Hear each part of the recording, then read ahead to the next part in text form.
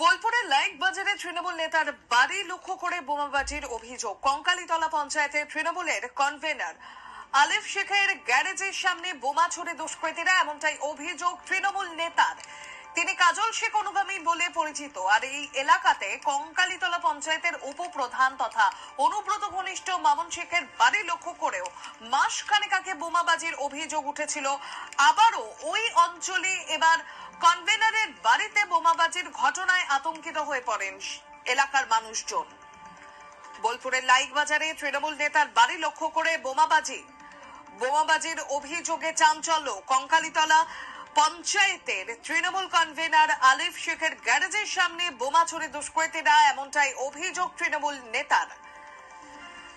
কাজল শেখ অনুগামী বলে পরিচিত তিনি।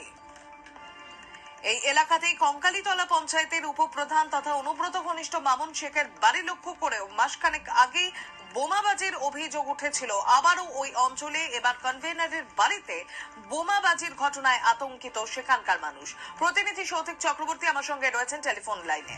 সৌতিক, কি জানা যাচ্ছে এই ঘটনার সঙ্গে কে বা কারা যুক্ত থাকতে পারে বলে পুলিশ মনে করছে?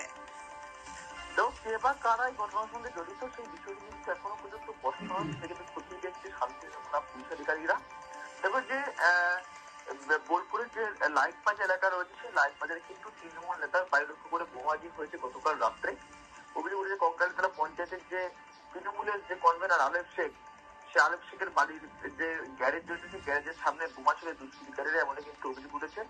এবং এমন কিন্তু অভিযোগ করছে তৃণমূল নেতা আলেফ শেখ। এবং তিনি এটাও আমরা জানতে পারছি যে কাজল শেখ ঘনিষ্ঠ বলে কিন্তু এলাকায় পরিচিত রয়েছে।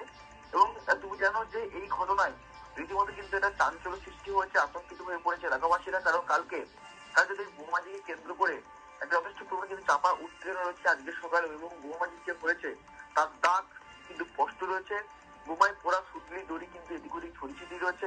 এবং দেখো একটা প্রসঙ্গত কথা বলে রাখা ভালো যে ওই এলাকাটি কিন্তু কঙ্কালীতলা পঞ্চায়েতের যে উপপ্রধান রয়েছে অনুব্রত ঘনিষ্ঠ যে মামুন শেখ, তার বাড়ি লক্ষ্য করে কিন্তু মাস খানেক আগে কিন্তু বোমাবাজির অভিযোগ উঠেছিল।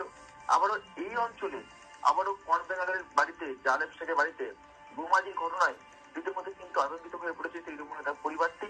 সমগ্র ঘটনা কিন্তু ইতিমধ্যেই তদন্ত শুরু করেছে শান্তি থানা পুলিশ আধিকারিকরা।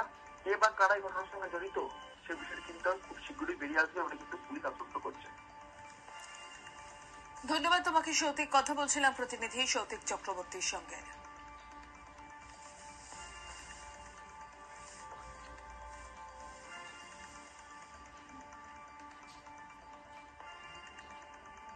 আমার বাড়িতে আমার চালাতে বোম